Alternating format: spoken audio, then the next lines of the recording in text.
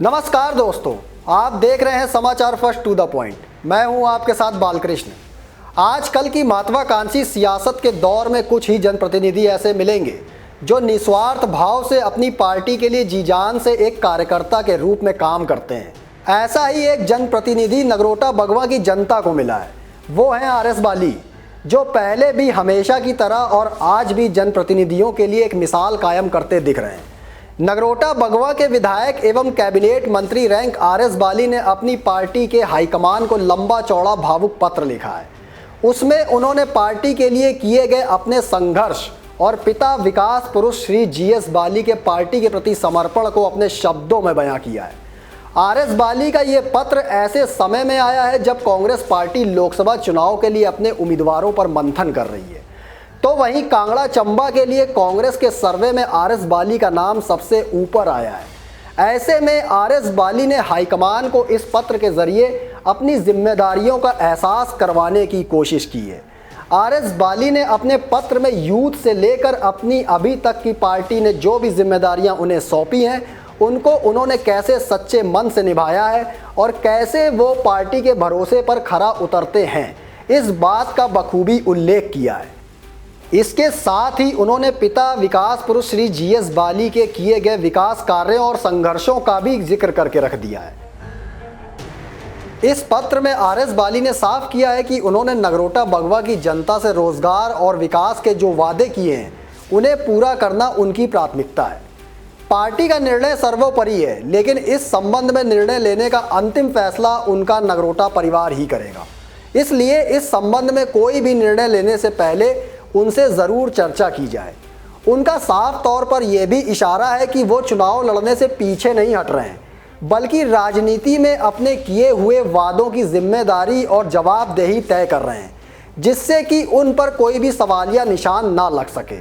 आज आरएस बाली पहली बार नगरोटा बगवा से विधायक बने हैं और सुक्खू सरकार में उन्हें पर्यटन विभाग की जिम्मेदारी सौंपी गई है।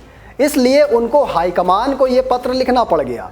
ऐसा इसलिए क्योंकि आरएस बाली का मानना है कि उन्होंने हर जिम्मेदारी सच्चे दिल से निभाई और अपने आप को उस पद पर रहकर पार्टी के सामने प्रूव भी किया है।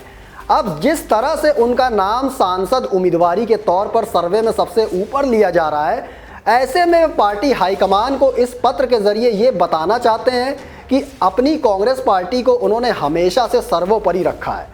ना ही उन्होंने कभी किसी पद की लालसा की है और ना ही पार्टी से कोई टिकट का किसी प्रकार का महत्वाकांक्षा रखी है।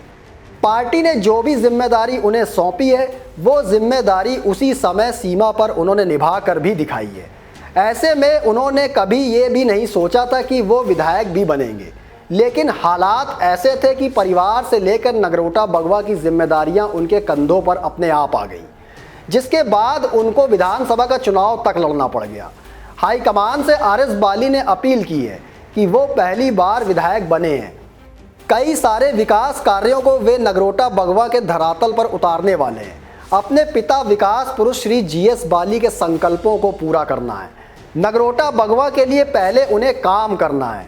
आरएस बाली का मानना है कि उन्हें जैसे हर जिम्मेदारी को निभाने के लिए पार्टी हाईकमान ने पूरा समय दिया, वैसे ही अब जब वो नगरोटा बगवा की जनता का विधायक के तौर पर प्रतिनिधित्व कर रहे हैं, तो उन्हें पूरे 5 साल नगरोटा बगवा को ऊंचाइयों पर ले जाने के लिए पूरा समय दिया जाए, जिससे जैसे वो पहले कांग्रेस हाईकमान के सामने खुद को हर जिम्मेदारी निभाकर प्रूव करते आए हैं, वैसे ही वे अब विधायक के तौर पर भी खुद को जनता और हाईकमान के सामने अपना काम रखकर खुद को प्रूव कर सकें।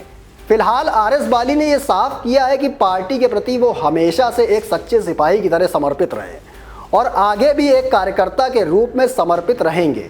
साथ ही अपने पिता विकास पुरुष श्री जीएस बाली के जैसे ही अपनी नगरोटा बगवा की जनता की सेवा भी करते रहेंगे। जग जाहिर है, जिस प्रकार की राजनीति हिमाचल प्रदेश में पिछले दिनों देखने को मिली कि हर कोई टिकट और पद के लालच में दल बदल की सियासत करता रहा और अपनी जनता को भूलता रहा। ऐसे में आरएस बाली ने आज के दौर की सियासत को भी अपने पत्र के जरिए आईना दिखाने का काम किया है कि जनता के सच्चे जनप्रतिनिधि के लिए कोई भी पद या किसी प्रकार के टिकट की कोई ज़रूरत नहीं होती। वो अपने कर्मों को अपनी जिम्मेदारियों के हिसाब से पूरा करते हुए आगे बढ़ता जाता है। दोस्तों, फिलहाल मुझे दीजिए इजाज़त, फिर मिलेंगे एक और स्पेशल रिपोर्ट लेकर। लेकिन आप कमेंट बॉक्स में अपनी राय ज़रूर दीजिएगा कि आज के दौर की सियासत को आप किस प्रकार से देखते हैं और आर एस बाली के इस पत्र को भी आप किस प्रकार से देखते हैं। धन्यवाद।